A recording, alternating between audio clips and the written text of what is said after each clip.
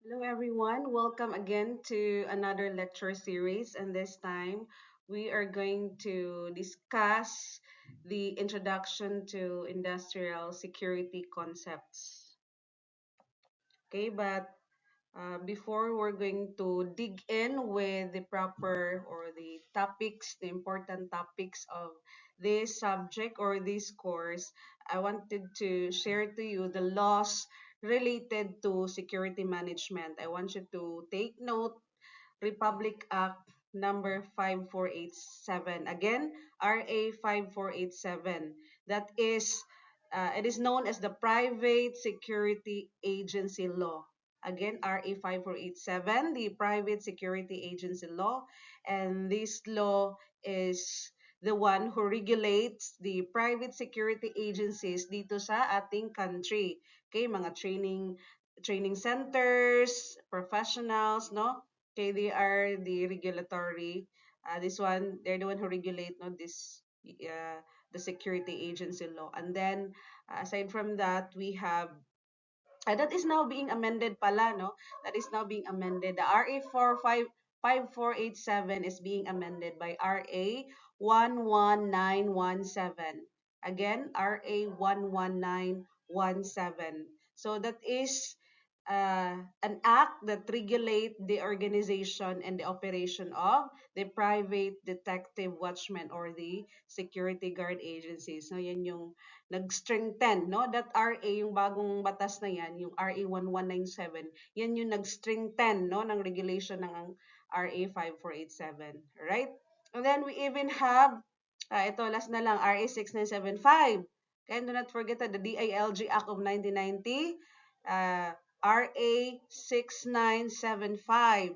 Okay, that is the law na nag-authorize doon sa ating kay PNP, wherein they have the control and supervision of the security agencies in the Philippines. Okay, in the Philippines.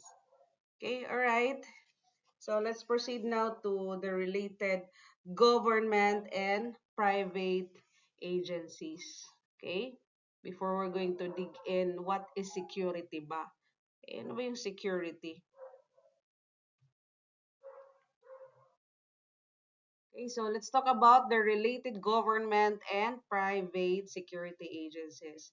Take note this one. We have PNP SAGSD, no, or SAGSD, which meaning Philippine National Police Security Agency Guard and Supervisory Division, no? And ito naman, this one is, ito yung unit ng ating PNP na nag-supervise, no?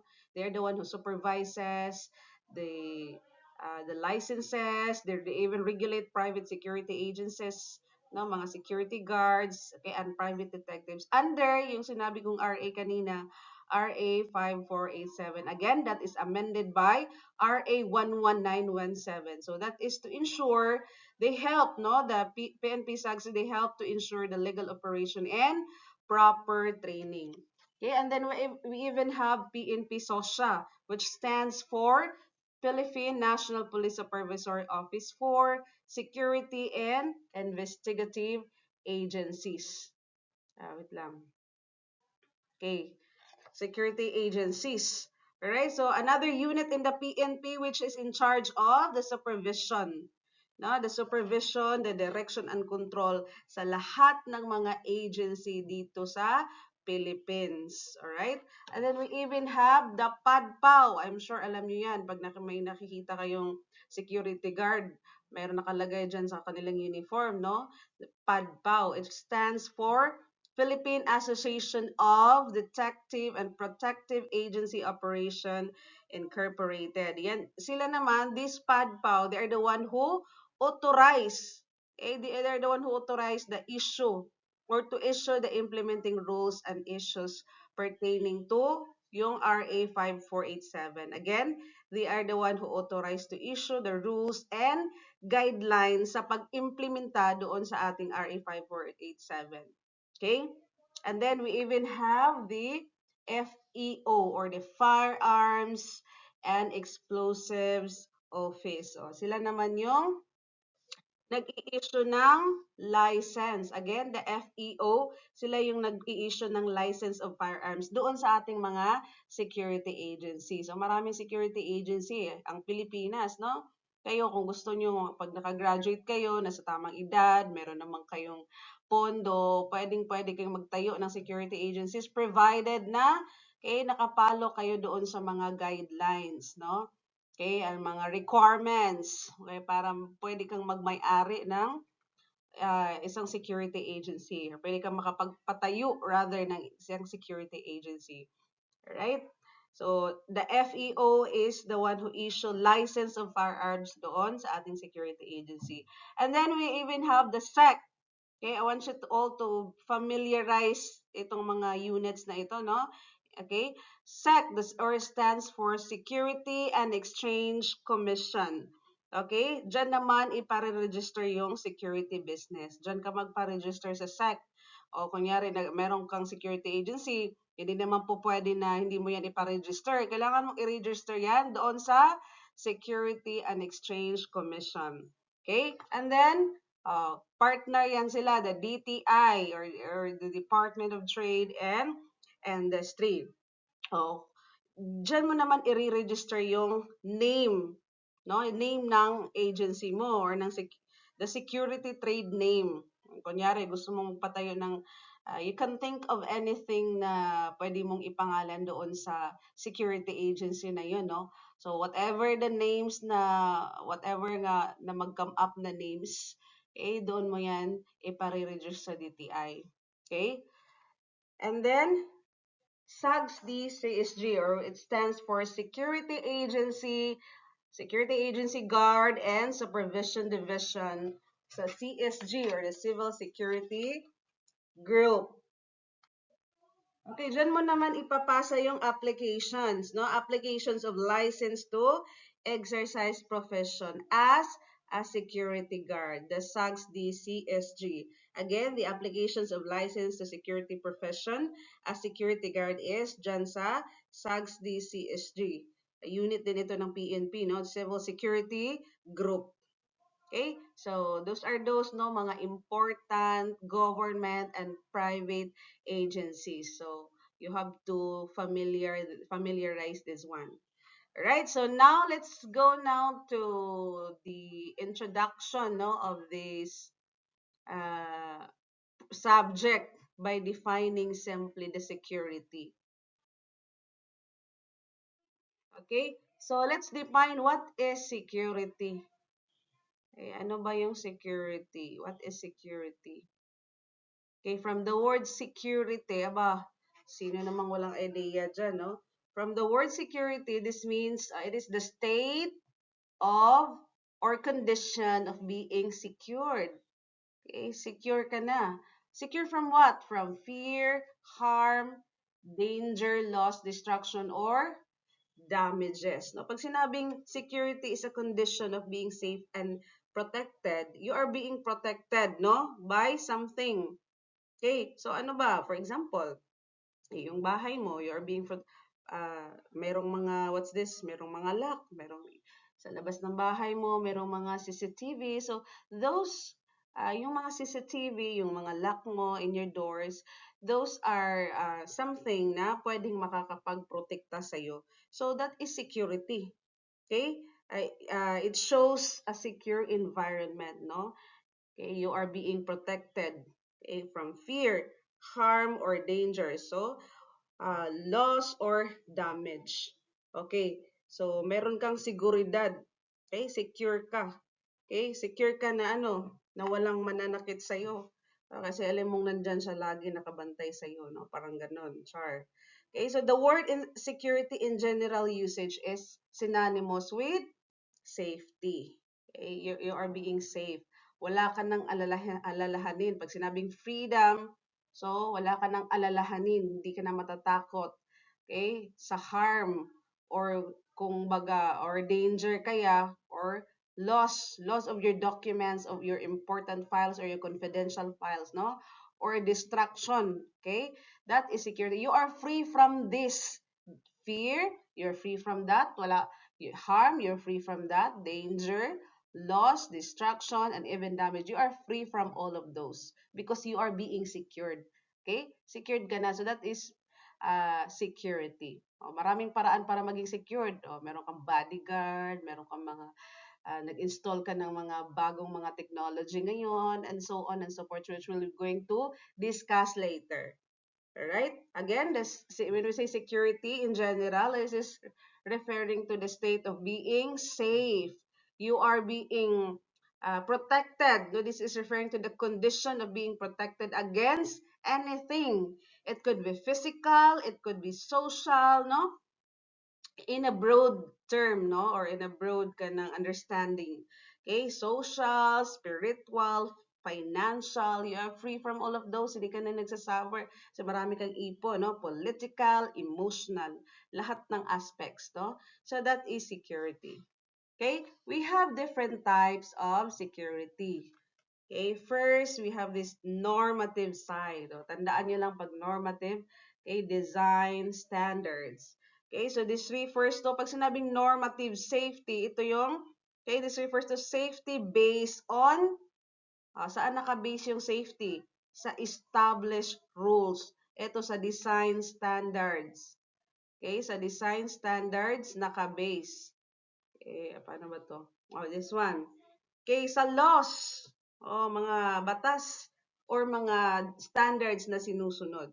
Okay? So ano-ano ba itong mga standards, design standards? Okay, these are kunyari sa isang building, merong sinusunod. Paano? Basta-basta ka na lang makapagpatayo ng isang building without following mga standards of the building, no? There are requirements doon sa pagpatayo ng buildings, no? Hindi pwedeng sayo-sayo lang, maliban na lang kung doon sa mga lugar, no? Lalo na ngayon, kailangan mong kumuha ng building permit, no? Pag magpapatayo ka ng concrete na house, no? Okay, roads, meron yan. Merong mga standard dyan para hindi mo din masira, no? Or mga products, no? They must be followed to be considered safe. Okay? Kaya katulad ng iba't ibang products, iba? May dadaanan pa dyan. Meron pa tayong uh, BFAD ba yun, no? If I'm not mistaken. Okay, and then, so what is the purpose of this normative safety? Okay? The purpose of this is to ensure minimum safety guidelines na meet mo yung mga minimum safety guidelines na yun, no? Okay. So again, kagaya ng sinabi ko kanina, kung for example, gagawa ka ng building, meron mga stairs, so meron niyang required size, meron niyang required height of stairs at kailangan mong sundin yan. Okay, merong mga building codes kumbaga na sinusunod para yung mga tao, lalo na pag this is what's this commercial establishment, lalo na pag ganyan, maraming taong papasok, kailangan safety first. Safety muna ng mga tao, safety muna ng mga consumers, no? Mga customer ang importante rather than the goods, no? Okay. So that is normative safety. Again, tatandaan nyo lang, merong design standards na sinusunod. Okay, pag nasunod mo yon, safety na. So ang tawag doon sa safety na yon is normative safety. Normative or normal, no? Normal safety. Okay? So next, we have substantive safety. O ano naman to yung substantive safety? Tatandaan nyo lang, real world safety history. Okay, merong history. So this type of safety is based on actual performance. No? Actual performance in a real world. No? So what has been proven safe through experience. Paano mo na nalamang safe yan? By experience. Paano mo nalamang safe yan? By data, research, no? Or past incidents. Meron ng nangyaring ganyan, hindi na pwedeng maulit. Kaya, ang tawag dyan is higpitan mo na yung seguridad. So, ang tawag dyan is substantive safety para hindi na maulit. Okay, the purpose of this is to reduce real accident. Okay, para mabawasan yung mga aksidente. We'll learn it from the mistake. No, we'll learn it from the past, we'll learn it from the history. That is substantive safety. Kumbaga, yung isang establishment, may nangyaring sakuna or mga, let's say for example, yung mga may kalamidad na nangyayari and then sobrang weak ng building, no? Kasi hindi nagpa-follow. So, you learn from the history. Sa susunod, na magpatayo ulit ng building, o say for instance, is hindi na ganun yung gagawin mo. Okay? So, you should learn from that in the history. Kita mo naman ang nangyari, no? So, that is substantive safety. Okay? So, reducing real accidents from learning the history. Okay? So, another is, okay, for the purpose is, what is the purpose of this one again? Is for fewer accidents na mangyayari based on the past safety records. Okay? Kailangan mong maglagay ng sidewalk, so lagyan mo, no, mga building, mga exit, no? Okay? Firewall, no, yung mga ganyan. Kasi kaya nasunog yung bahay nung ano nyo. Kaya nasunog yung bahay nyo na dahil sa kapitbahay nyo rin, no? Kasi walang firewall. Dapat may firewall para hindi na siya pupunta pa doon sa ibang bahay, yung sunog, no? That's substantive safety. You learn from the history. Alright? So, next is perceived safety. O yung tatandaan nyo naman, pag perceived safety is comfort of users. No? So this focuses on how people or how safe people feel. No, even if the actual physical safety stays the same. No, it's about the user's comfort. It's about the user's confidence. Sino ba itong user? Ikaw? No, tayo, no? Tayo ang user. Okay, user ng everything. Okay, so the purpose of this is to make people feel secure, no, while using space, no, or while using system, no. Kunyari, sa daan, in the road, no, lalo na pag mga congested area. Pag congested area, lalo na sa daan, that is sobrang traffic, kailangan na natin ng technological intervention, no? Kailangan natin ng traffic signals, okay? Kasi sobrang laki ng tulong nun pag wala yun. So what will be the result? Chaos, no? Okay, kasi yung mga driver, kahit saan lang yan, no? Kahit saan na lang lulusot, no? So that is an example of perceived safety para maging safety yung mga users, no? Yung mga ating motorista, okay, lalong-lalo na yung mga pedestrians, no? Okay. So, that is perceived safety. Yung titingnan mo doon is yung comfort ng people, tayo. Okay, or if kailangan ng ilaw dyan sa lugar na yan para hindi na maging talamak yung droga dyan or talamak yung krimen na yan. Let's say, merong mga high crime rate doon sa lugar na mga madidilim. So, kailangan lagyan ng lighting. So, that is what we call perceived safety or visible security personnel. No? So, kahit pa paano, it help people feel safer.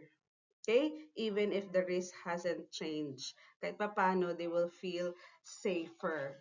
Alright? Okay, so those are the types of security.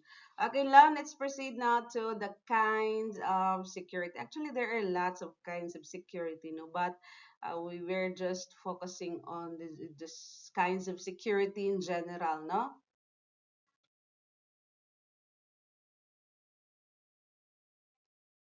Okay, so first kind of security is the physical security. Okay, physical security, yung tatandaan nyo, yung clone nyo lang dyan, no, is physical measures. So, ito lang. It is concerned with the physical measures. Kasi itong physical security class, napaka-broad. Sa lahat ng klase ng security, ito yung pinaka-broadest type, no? Ang dami niyang saklaw o itatanda nyo concerns with the physical measures. Physical measure that is adapted to prevent unauthorized access. Pag sinabing i-prevent mo, you stop, no? You contain. To stop what?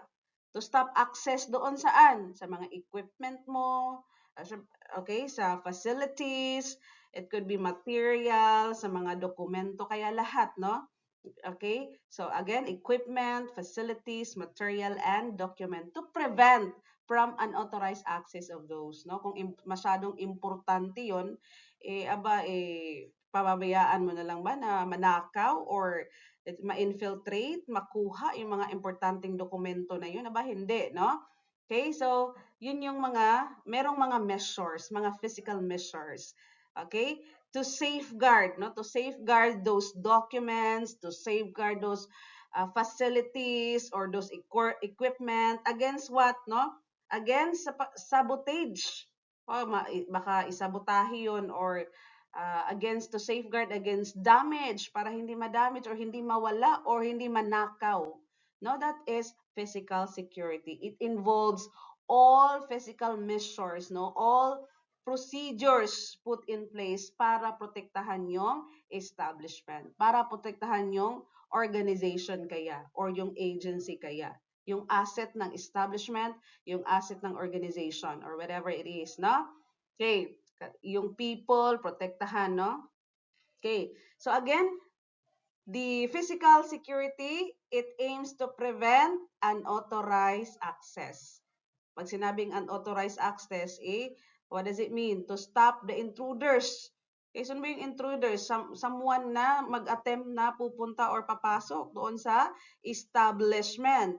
Okay, para i-stop sila, i-prevent sila, i-contain, or anyone wala namang permiso na pumasok doon sa lugar na yon o tinatawag natin restricted areas, pumapasok sila. Okay, pumasok sila. That is one of the aims of the physical security, to prevent, to stop the intruders for unauthorized access or kaya theft, no? Makuha yung mga equipment na yon, no? Manakaw. Okay? Damage, no? Destruction, to prevent damage as well. Kaya merong physical security kasi to prevent, to stop, para hindi ma-destroy.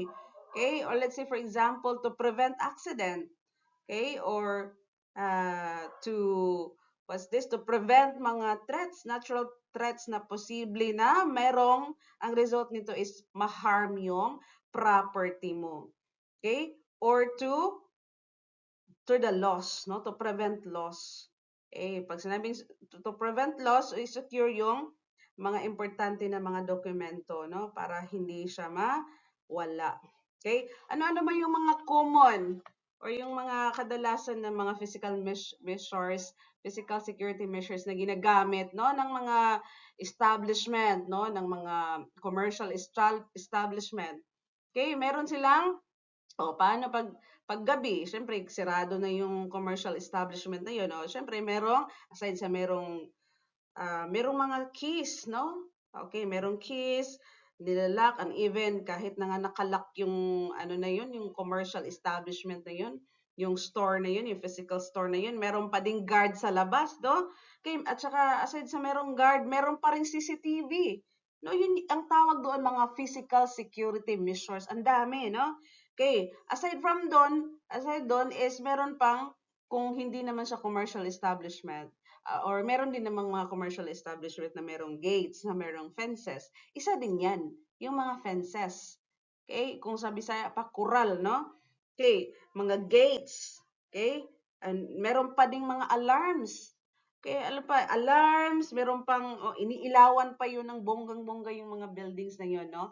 Okay, those are, lahat ng yun, ang tawag dun is physical security. Right? Do not forget physical security. Okay? Okay, next we have the personnel security. Okay, tandaan nyo lang, pag personal security, protection of the people, personnel people, no, in any establishment or buildings. Okay, protection of people within an organization or sa building ba kaya, no? Protection from what?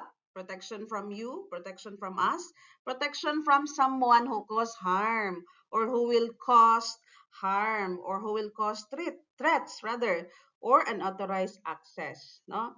Okay, the personnel security, it focuses on safeguarding the people, no? Safeguarding the individuals, yung focus niya yung mga tao, yung mga private individuals na papasok doon sa establishment na yun or papasok doon sa buildings na yun rather than property, rather than the equipment. Okay, ito muna. The focus is the people, no? To prevent harm, to prevent attacks, no, from the employees, no, mga visitor or mga staff sa nasabing building, no, or sa nasabing establishmento. Okay?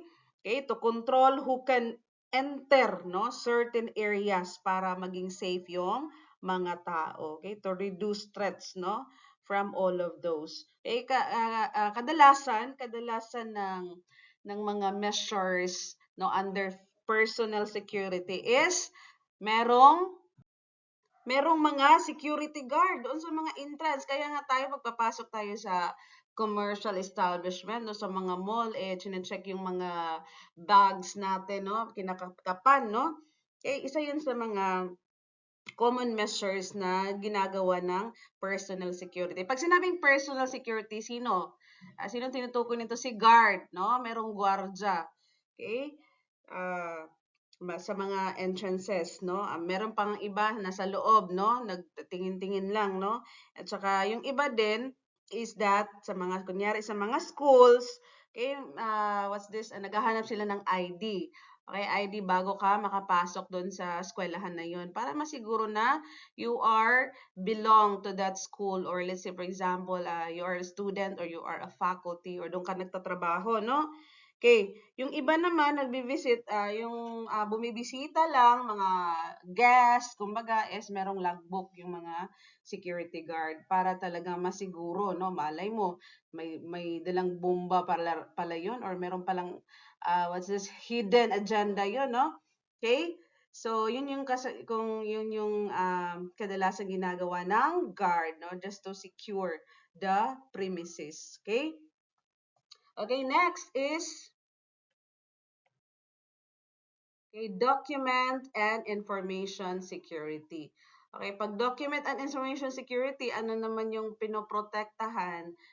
Protection of the documents or classified data. Pag sinabing classified data, these are pertinent files, mga importante nga files, no? Confidential files. Pag sinabing confidential, pwede mo bang i-disclose yon sa marami? No, of course not, no? You cannot disclose, that is private, no? Okay, against document and information security, this information security is to protect the documents, mga sensitive data. Okay, from what? Against what? Against loss or against theft, no? Yung mga magnanakaw or against damage or to prevent unauthorized access. Okay? Kaya merong document and information security. O ano yung naman yung measures pag document and information security? O meron kunyari sa school, no? Merong file cabinets, no? Nakalock yung mga file cabinets and then yung mga sa ibang establishmento naman naka-password pa, no? Naglalagay ng mga password or encryption doon sa mga computers nila, no? Para hindi talaga what's this, ma-retrieve, no, ng mga unwelcome, okay, or yung mga unauthorized people. Alright? So next is protective security. Okay, ano naman yung protection ng protective security? Installation or unit. Okay, measures taken by an installation or unit to protect itself against what? Against sabotage, no? Isabotahe. Espionage, pag sabing espionage, paniniktik, no? Pangunguha ng impormasyon or subversion at the same time to provide freedom of action, no? In order to provide the installation of the unit with the necessary flexibility to accomplish the mission of the institution. Okay, that is protective security, yung mismong installation talaga, yung mismong unit talaga. Okay? O, kunyari, may mga alarms, no, doon sa mismong room na yun, no? Okay, or doon sa mismong installation na yun. Okay, next is industrial security. Okay, from the word industrial industry, we can already discern na this is about business groups, no? A type of security applied to business groups engaged in industry. Okay, mga industry like manufacturing, no, as mga isa man pag manufacture, no, ng whatever product it is, no, research and development doon sa mga warehouse, no, yun yung pinoprotektahan, okay, mga in business group that engage in industries. Okay? So it involve mga industrial plants, mga business na mga enterprises para i-safeguard lang yung operation ng kumpanya na yon, no? O i-safeguard lang yung operation, kasama na rin yung mga personnel doon, no? Okay, mga properties doon sa nasabing industries, business industries. Okay? So next is hotel. O, pag sinabing hotel, matik do, this type of security applied to hotels, no? Where its properties are being protected from pilferage. Okay? From loss, from damage, o merong mga, ano dyan, maraming yung hotel security, may mga CCTV, may mga guards pa, may mga alarms pa, no? Okay? So this is applied in the hotels, no? Okay, or in the hotel restaurant. Okay, para masiguro talaga na walang intruder doon. Yung mga nag-check-in doon is they are not be troubled, no? Hindi sila matroubled ng mga or yung mga guest doon, no, nag-check-in or mga nag-guest doon. Let's say for example, merong nangyayari doon sa function hall. Okay. Okay, kunyari may event. Okay, next is bank security.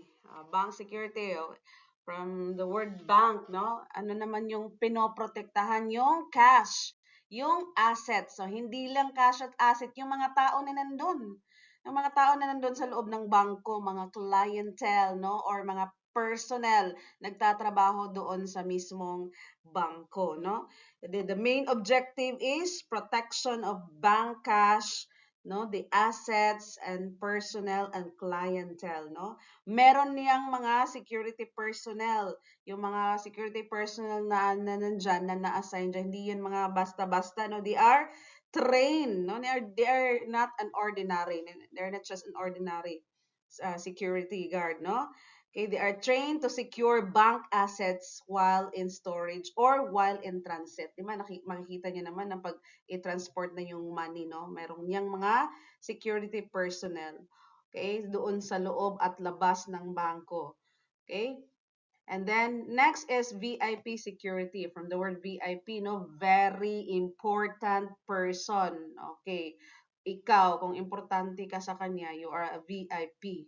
Okay?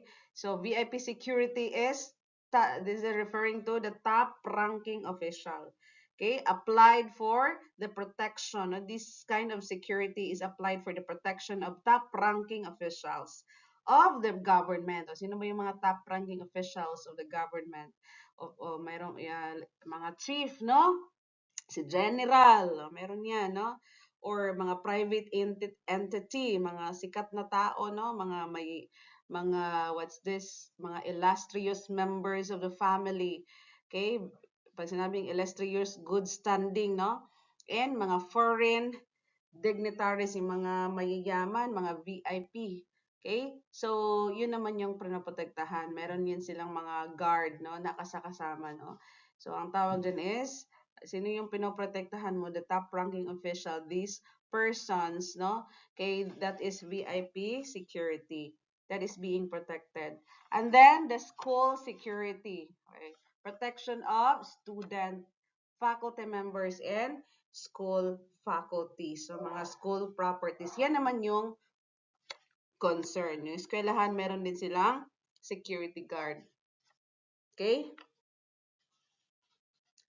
Okay, next is, we are now in barriers. Okay, let's now talk about barriers. Ano ba yung barriers?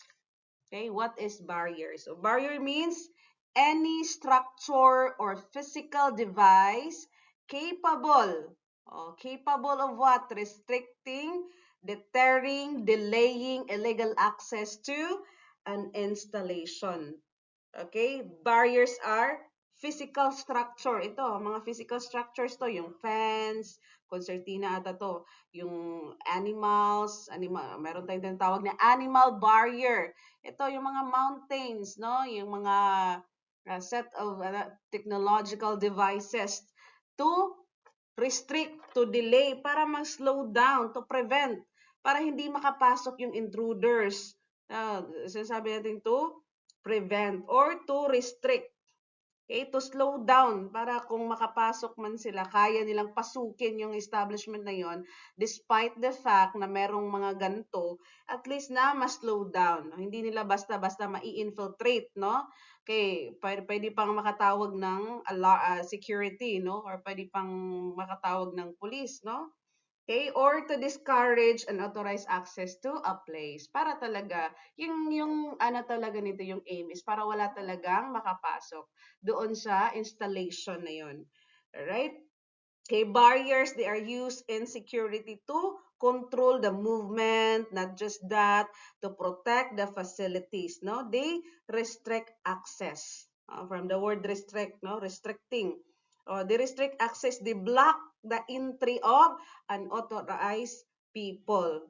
Okay, deterring, no? Deter intrusion, intruder. What do you mean by intruder? Someone who is attempted to, pasok doon sa establishment or sa installation na yun, no? Deter, no? Make it harder for the intruders to even try, to even think of trying, no? And then to delay the intruders, no? To give time siya para sa mga security na mag-respond, no? Okay, sa kuan pa, malangan na sila, no? Okay, ano na yung mga halimbawa, nakikita niyo naman dyan, no? Yung mga common, yung mga barriers na yun, common barriers. Okay?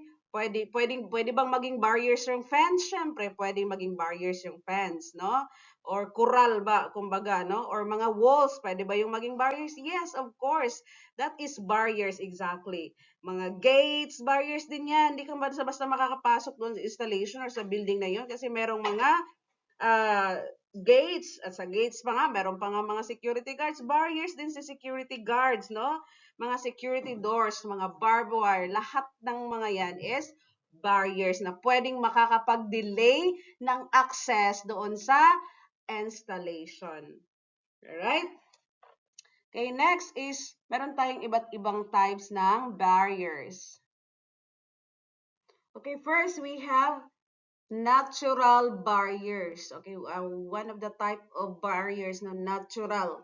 Pag sinabing natural o difficult to traverse, what do you mean by yun? Traverse, hirap mong madaanan, no? These are mga geographical features, no? Yung mga mountain, mga bundok, mga rivers, no? Na mga, what else? Lakes, no? Mga bodies of waters, no? These are mga ang tinutukoy nito ay yung mga geographical features na mahirap siyang i-traverse, okay? Yung marshes, yung mga ravines, disyerto, yung mga iba't ibang klase ng mga terrain, no? Yun yung tinatawag nating natural barriers. Barriers din yan, syempre.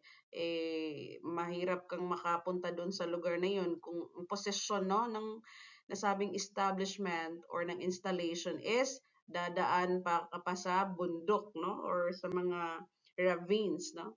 Okay, next is structural barriers. So, structural barriers, this is constructed by men. Okay? Man-made construction ito, no? Ano ba yung halimbawa ng mga man-made construction? Yung mga fence. Okay, yung mga fence, yung mga walls. Ito yung tinatawag nating structural barriers. So, sino bang gumawa ng mga fence, di ba? O human, ng mga walls, human, no? Those are an example of structural barriers. Okay, next is human barriers. Tinutukoy nito mga security guards, no? They are the persons being used in providing a guarding system. Okay? Guarding system, it could be by the nature of their employment, kasi nga security guard sila, or the location. Okay? They are fulfilling their functions, no? It could be employees, pwede rin maging employees na ng nasabing establishment. So, ang tawag doon is human barriers. Again, security guard is a human barriers or employees of the said company is a human barriers. Okay, kasi pag may mga empleyado doon, pwede mo bang basta-basta galawin yung mga files doon sa loob ng installation na yon or ng establishment na yon? Of course not, no? May secure pa, no? Animal barriers, oh, ito naman, pwede ding maging barriers si animals, no? Alam niyo naman yung, this one, yung mga aso talaga, no? Yung usual, no? Na animal barriers. Okay? The dogs, they are usually trained, they are usually utilized to serve as guard dogs, no? Okay, so meron tayong tinatawag na German Shepherds, no? Those are best suited for security functions, no? Included pa nga yung goose, no? Yung turkeys, no? Pag sinabi namang energy barriers, okay, this is the employment of mechanical, electrical, electronic energy, no? The imposes a deterrent to entry by the potential intruder. Okay, anong halimbawa ng energy barriers? Okay, meron tayong mga CCTV, mga alarm systems, no? Anything that uses energy, no? Okay, so those can be a barrier and specifically an energy barrier. They help to provide warning, no, to guard personnel. Okay, so those are those of the types of barriers. Now, I hope you understand. Okay, now let's proceed now to the lines of physical defense. We have three lines of physical defense. Okay, we have first line, second, and third. Okay, first line, ito yung mga perimeter. Okay, perimeter fences. Okay, yung fences, yung kung sa Bisaya, baka hindi nyo alam, coral, no? Okay, so those is the first line of defense. Okay, second line of defense, okay, ang tinutukoy naman nito is yung mga doors. Okay, kunyari, nakapasok yung intruder sa fence, aba meron pa siyang pagdadaan ng pagsubok, meron pang second line of defense. Posibleng hindi siya makapasok doon sa mga doors, no? Sa floors. Kasi yung sa doors, merong lock, no? Okay, floors, windows, walls, roof, and grills, no? Merong mga windows, may grills pa, no? Another interest of the building. Those are second line defense. And the third line of defense, yun na talagang mismong storage system. Okay, kunyari, nakapasok doon sa doors and all. Okay, meron pang, kung let's say sa cabinets, meron kang mga importanteng mga dokumento na nakastore doon, mahihirapan naman yung intruder, no? Or someone, or anybody na gustong kunin yung nasabing dokumento. Kasi nga, okay, mayroong password. Okay, and then high technology pa, high tech. Okay, encrypted, no? Yung password ikaw lang nakakaalam. Meron pang mga safes, no? Kung may mga pera ka doon sa bahay niyo, mga safe, mga bolts, no? Meron pang ganyan, no? So those are the third line of defense. Okay? Do not forget that. Okay, so now let's proceed to the perimeter barriers. Okay, what is perimeter barriers? Okay, perimeter barriers is a structure which defines the physical limit of the installation or area to restrict or impede access thereto. So, pwede itong maging, this may be in the form, the perimeter barrier, it may be in the form of buildings, no? It may be in the form of walls or even bodies of water. Okay, so the purpose of this is to deny, to impede access or to impede exit of an authorized person. So basically, these perimeter barriers, it is the first line of defense in an installation. Okay, first line of defense in an installation usually, no? Okay, katulad niyan. Ang tawag dyan sa mga yan is perimeter barrier. Okay? Two, the purpose is to deny, hindi makapasok, or to impede access or exit for an authorized person. We even have classifications of barrier, no? Inside perimeter and outside perimeter. Okay, so when say inside perimeter, this is a line adjacent to protect the area and passing through points of possible entry into the area. Okay, yun yung mga doors, no? Example ng inside perimeter. Okay, example of inside perimeter, ito, yung mga doors. Okay, windows, mga tunnels, or any points of access that is inside perimeter. Pag outside naman, a line protecting the surroundings from the protected area. O, ito naman yung mga fence. Kung yung door, okay, that is inside perimeter, yung outside perimeter naman, yun yung fence, no? The line protecting the surroundings, but somewhat removed from the protected area rather. Okay? Okay, so now let's proceed to the types of fence. Okay, so first we have this what we call solid fence. Okay, pag sinabing solid fence, that is constructed in a way that visual access to the fence is denied from the intruders. Okay, pag sinabing denied, hindi nila pwedeng makita kung ano yung nasa loob. No, hindi nila makita sa labas kung ano yung nasa loob kasi uh, it prohibit visual access. Ay, kita mo naman blocks, no? Okay? So this is an example of a solid fence. Okay? Constructed in a way na hindi mo makita yung nasa loob. Okay. Next is the full view fence. Okay. Ito naman yung kabaliktaran, no? Kabaliktaran ng solid fence. Kasi ito yung mga example ng mga fences o yung coral na kung saan makikita mo kung ano yung nasa loob, no? It provides visual access through the fence. Okay? So, yan naman yung halimbawa ng mga full view fence. Okay? So now let's proceed to the types of full view fence. Meron tayong iba't ibang uri no, ng full view fence. Okay, first is chain link fences. Ano ba yung mga characterization of or mga properties ng chain link fences? O kagaya niyan halimbawa, that is the chain link fences. So dapat the chain link fences is that is the chain link fences must be constructed in 7 feet. Meron siyang 7 feet material including the kasama na yung top guard. Pag sinabing top guard dito, ito yun, no? Okay, kasama na yan, 7 feet. The mesh opening must not be larger than 2 inches. Ano ba ibig sabihin ng mesh opening? Okay, it is referring to the size of the gaps. Ito this one. Yung size ng gaps ng mesh. Ito yung mga parang net na yan, yung sizes niya, no? It should not be larger than 2 inches. So dapat take note, not larger. And securely fasten. Katulad niyan, tatlong ikot, no? Yung nasa top guard, this one, yung pagkabulbol, no? This is securely fasten rather to rigid material or reinforced concrete. Okay?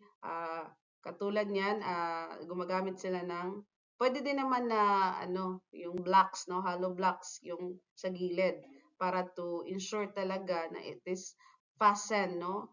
To rigid material. Pag sinabing rigid material is yung mga what's this? What do you call that one? Mga hard, no? Mga hard na mga materials such as hollow blocks, no? Or ito, pwede rin.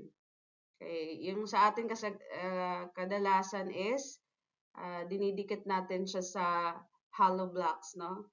Okay, reach within 2 inches of hard ground or paving. On soft ground, it must reach below surface deep enough, okay, deep enough to compensate for shifting soil or stand. Okay, that is the chain link fences. Okay, ito naman, di mo pa alam, pero di mo pa nakita kung anong klaseng fence to. From the pictures alone, may idea ka na, no? Barbed wire. That is barbed wire. Barbed wire fences. Okay, meron din yung standards, no? Na sinusunod. The standard barbed wire is twisted double strand, like this. Okay, 12 gauge wires with 4-point barb space on equal distant part. Barbed wire fencing should not be less than 7 feet high. O, kasama na din yung top guard. Okay, barbed wire fencing must be firmly affixed to posts, not, okay, not more than 6 feet apart. Okay, the distance between strands will not exceed 6 inches and at least one wire will be interlocked vertical. Oh, pag sinabing vertical, varog, no? Varog, okay? Patayo, no? And mid kung sa Tagalog, no? And midway between posts. Okay, so the other one is the concertina wire fences. This is the concertina, napakalaki ng kanyang coil. Coil tawag dyan, no? A commercial manufactured wire coil of high strength steel barbed wire clipped together at intervals to form um, cylinder. Katulad yan. Yung concertina wire fences, that is the less permanent. Yung barbed wire fences naman, that is the kind of fence na semi-permanent. Yung chain link fence talaga, yun yung permanent structure. Okay? So, open concertina wire is 50 feet long and 3 feet in diameter. Okay? So, aside from this, meron din tayong mga additional protective barriers, no? Meron pa mga additional protective barrier aside doon sa mga nabanggit natin a while ago, no? Okay? So, meron tayong tinatawag na top guard. Okay, the top guard, an additional overhead of barbed wire placed in vertical perimeter fences, fencing upward and outward with a 45-degree angle with 3 to 4 strands of barbed wire spread 6 apart. Okay? So, yung kanina, yung sa pinakataas, no? Pinakataas ng fence, dyan mo makikita yung top guard. Dyan nilalagay yung top guard. So, kahit anong klaseng fence pa yan, yun sa pinakataas. Yung sa atin, no, pag hollow blocks yung fence natin, no, usually is yung mga bubog, no? Yung sa mga, yun yung nilalagay. Okay, top guard yun, ang tawag doon. Okay, next is, katulad yan. That is the top guard o yung meron pang barbed wire sa taas, no? Ay yung ginagawa nilang top guard. Okay, yung chain link fence, nilagyan pa ng barbed wire sa taas. Okay, na pwedeng maging top guard. Okay, and then, ito pa rin. Ito din, no, rather. Okay, next is the entry stations. Guard control stations o mga guard control stations. Okay. Katulad niyan, no? Sa isang establishment, sa isang building, meron pa talagang mga guard entry station. So, that is makikita mo sa mga main perimeter entrances. Okay? Sa main entrances. Okay, located out of doors, yung guard, that is manned by guards. Okay, nandyan si guard para magbantay. Okay? So, yun, mga guardhouse, no? Guardhouse, kumbaga. That is an additional protective barriers din. Okay, aside doon sa guard na nasa loob or mismong entrance na ng pintuan doon sa isang commercial establishment. Alright? Okay, next is, meron pa tayong tinatawag na tower guard or guard, okay, guard tower. So, it is a house-like structures above the perimeter areas. Yan, yung parang merong maliit, no? Okay, doon sa fence, yung iba is dinidikit nila sa fence, no? Yung guard tower or tower guard. Okay, parang bahay na maliit, no? So, kahit naman na walang guard dyan, it gives a psychological effect to the violators na posibleng may nagtatagong guard dyan, no? Yung iba is They just built this one just to give a psychological effect to the intruders or the violators, no? Okay, so next is clear zone. Okay, clear zone, it refers to the unobstructed area maintained on both sides of the perimeter barriers. No, it affords better observation. Okay, it affords better observation to, okay, or for patrol movement. No, dali mo lang makikita. That is clear zone. Merong malawak na lugar, no? Okay, it should be cleared of anything that may provide concealment para madali mong makita. Aside sa merong fence, sobrang lawak, yung clear zone is madali mo makikita yung intruder. Okay? Anything that may provide concealment or assistance to a person that seeks to unauthorized entry. So this one. So this is located 20 feet or more between the perimeter barrier and exterior structure. Okay, in the outside and in the inside, okay, 20 feet or more between the perimeter barrier and structure within the protected areas. Okay, and then the last one is,